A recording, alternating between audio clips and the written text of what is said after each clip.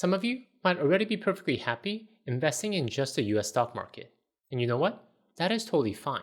The US stock market, as the biggest stock market in the world with some of the biggest companies in the world, provides one of the best equities exposure you can get. However, if you want additional diversification, specifically diversify beyond US borders, adding some international funds to your portfolio could be a smart play.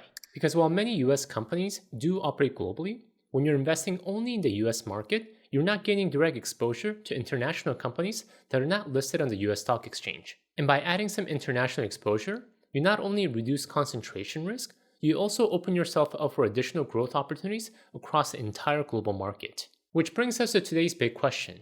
Then how to best do this?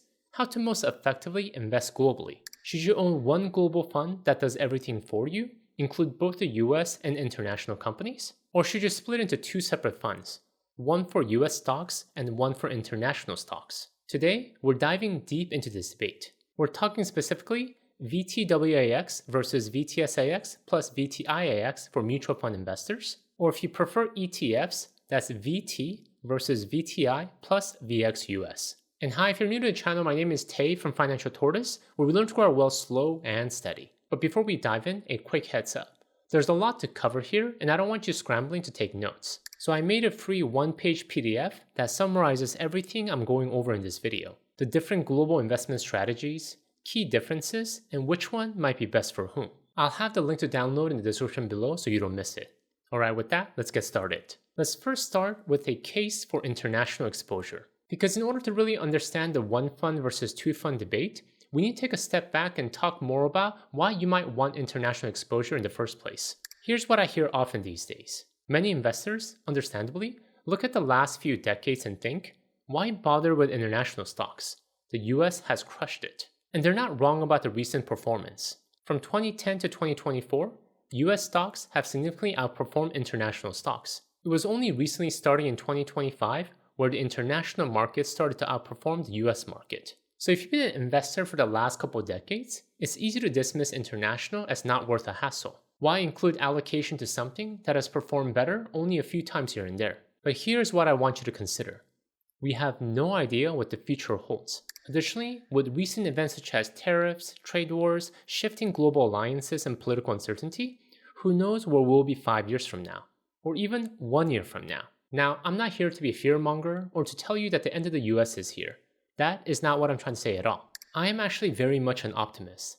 I believe the future holds more opportunities and dangers. But I'm also a pragmatist, which means I want to be prepared for multiple possible outcomes. And the best pragmatic move, especially against uncertainty, it's diversification. And if you want additional diversification in your equities portfolio, getting some international exposure is a wise move. Think about it this way.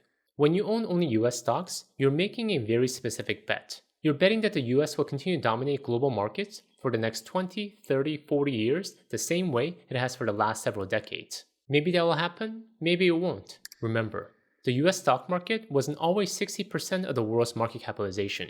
Back in 1987, the US was only 33% of the global market cap. Today, it's about 65%. It's basically doubled. And why did it double? Because of the massive outperformance of US stocks. And here's what happens when one market significantly outperforms. It creates what behavioral economists call recency bias. We look at the last 10 or 15 years and think, that is how it's always been.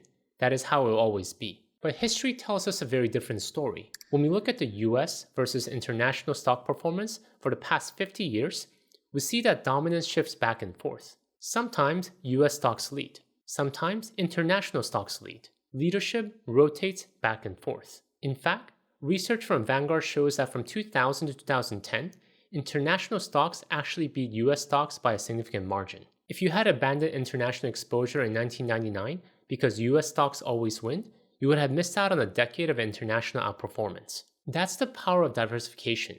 You're not trying to pick winners, you're building a portfolio that participates wherever the growth happens. So with that foundational understanding, let's get into the specifics of how to actually implement this global diversification strategy. When it comes to getting global stock exposure, if you want to keep your portfolio as simple as possible, you essentially have two choices, two approaches. Approach one, the simplest is this, the one fund solution. You buy just one total world stock market fund. For mutual fund investors, that's VTWAX, the Vanguard Total World Stock Index Fund. For ETF investors, that's VT, the Vanguard Total World Stock ETF. With this single fund, you own approximately 10,000 stocks across the entire world. You get about 60% US stocks and 40% international stocks, automatically weighted by market capitalization. Approach 2, slightly more work, but nonetheless still quite simple. The two-fund solution. You buy two separate funds, one for US, one for international. For mutual fund investors, that's VTSAX, the Vanguard Total Stock Market Index Fund, plus VTIAX, the Vanguard Total International Stock Index Fund. For ETF investors, that's VTI, the Vanguard Total Stock Market ETF, plus VXUS, the Vanguard Total International Stock ETF. With this approach, you're essentially building your own world portfolio by combining a total US stock market index fund with a total international market fund. Now here's where it gets interesting. Both approaches get you to roughly the same place. They both give you global diversification, they both track market capitalization, they both essentially follow the same index. So why would you choose one over the other? That's exactly what we need to dig into. And I'm going to tell you right now, this is one of those debates where there's no clear winner. Both strategies work, but they work differently, and understanding those differences matters. Let me break down what you're actually buying with each approach. First, VTWAX or VT. This is the Vanguard Total World Stock Index Fund, a fund that tracks the FTSE Global All Cap Index. This single fund holds approximately 10,000 stocks from roughly 50 countries around the world. As of today, it's weighted about 60% US stocks and 40% international stocks. But here's what's important to understand. That allocation is not fixed. It floats with market performance. If US stocks outperform, the fund naturally becomes more US heavy. If international stocks outperform, it becomes more international heavy. You never have to do anything. It rebalances itself automatically just by holding stocks at market weight. The expense ratio for VTWAX is 0.09%.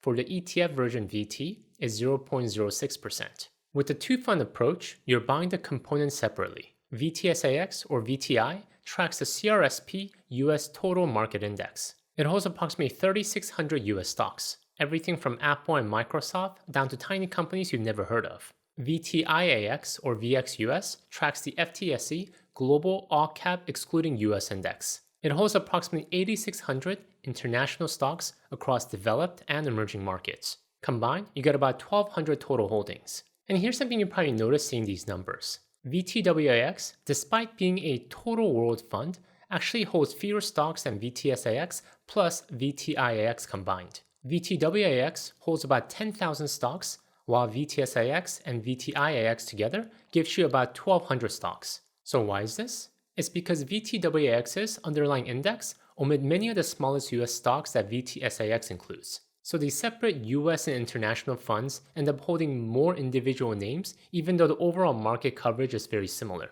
And in the big picture, because everything is represented via market cap, the emissions of the smallest companies really don't move the needle that much. For expense ratios, VTSAX charges 0.04% and VTIAX charges 0.11%. For ETF versions, VTI charges 0.03% and VXUS charges 0.07%. So at first glance, these look almost identical, right? Both give you global diversification, both use low-cost index funds, both track market capitalization. So why would anyone choose one over the other? That's where things get a bit interesting. Let's get into that next. Let's talk about a few key differences that actually matter when choosing between these two approaches. Difference number one, let's start with the most straightforward difference, cost, or more specifically, the expense ratio. If you do the math, the two-fund approach is slightly cheaper. Let's use today's market cap weight for a fair comparison. Roughly 60% US, 40% international. For VTWAX, it's easy. It costs 0.09%. For VTSAX at 60% and VTIAX at 40%, it costs 0.068%. For ETFs, VT costs 0.06%. VTI at 60% plus VXUS at 40%, it costs 0.038%. Essentially, at today's expense ratios and a 60-40 split, VTSAXs plus VTIAX and VTI plus VXUS are each about 2.2 basis points cheaper per year than VTWAX or VT. This equates to about $22 per year per $100,000 invested, or $220 per year for a $1 million portfolio. Now, is that difference massive? No. $22 barely buys dinner these days. But if you like the idea of getting the lowest, rock bottom costs, this could be a consideration. And additionally, in the big picture, you're not sacrificing much to get this cost savings. Yes, you have to manage 2 funds instead of 1, but you're getting more total holdings and a few more additional benefits we'll discuss next. Difference number 2.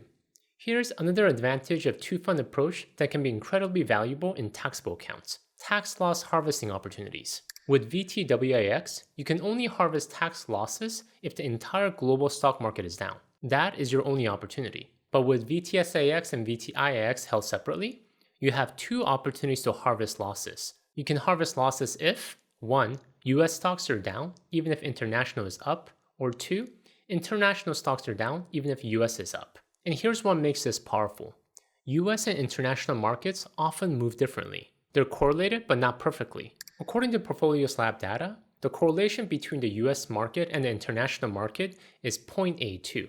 High, but not perfect. This means there are many situations where one can be down while the other is up, giving you tax loss harvesting opportunities you wouldn't have with a single global fund. So what does this actually look like in practice? Let's say it's 2022. US stocks are down 18%, but international stocks are down 15%. If you held VTWAX, you might or might not have a loss you can harvest depending on when you bought in. But if you held both VTWAX and VTIAX separately, you definitely have a bigger loss to harvest in your US position. Or imagine the opposite scenario. The US is flat, but international is down 10%. With VTWAX, you might have no loss to harvest. With VTSAX and VTIAX, you can harvest the international loss while staying fully invested in both markets by swapping to similar funds. Now, you actually have to execute the tax loss harvesting strategy to reap the benefit, but if you're someone who pays attention to your taxable account and wants to minimize taxes, this is a legitimate advantage of the 2-fund approach. The difference number 3. And this I feel is actually the biggest difference and one of the main key advantages of the 2-fund approach: allocation and rebalancing control. Here's how allocation and rebalancing works with each strategy. With one global fund strategy, VTWAX or VT, the fund automatically rebalances itself to global market cap weights. You never have to think about rebalancing. You always own the market allocation, no more, no less. Currently, that's about 60% US, 40% international, but it floats based on performance. With the 2-fund strategy, VTSAX plus VTIAX or VTI plus VX US, you can choose your own allocation, maybe 80% US, 20% international, or 50-50, or whatever you want. You have to manually rebalance, though this can be done by directing new contributions rather than selling. And you can maintain your chosen allocation regardless of the market performance. Alright, now the big question. Which is better? Well, that depends. If you believe in holding market weights and not trying to outguess the market, then VTWAX is great. But if you want to control your allocation, maybe you want more international exposure because valuations are more attractive, or maybe you want less international exposure because you believe US companies will continue to perform strongly going forward. Regardless of what you believe, the 2-fund approach gives you that flexibility. However, and this is important, with that flexibility comes behavioral risk. Here's something we need to talk about that doesn't show up in any spreadsheets or expense ratio calculations: human psychology, or more specifically, the behavioral factor. Remember that recency bias we discussed earlier? That tendency to think whatever happened recently will keep happening forever? That bias doesn't just affect whether you own or not own international stocks. It also affects whether you stick with your allocation when markets test your patience. Research from Morningstar's Mind the Gap study found that investors in international stock funds underperformed the funds themselves by 1.1 percentage points annually over 10 years. Why?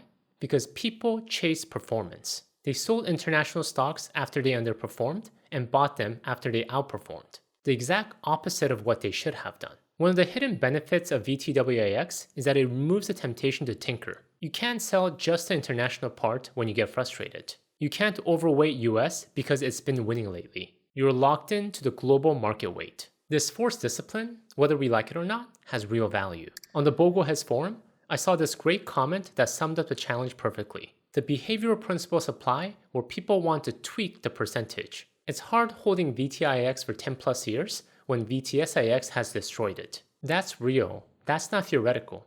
That's actual investors struggling with the psychology of staying diversified when one part of their portfolio is lagging. So yes, the 2-fund approach gives you more flexibility and more tax benefits, but it also requires more discipline. Alright, let's bring this all together.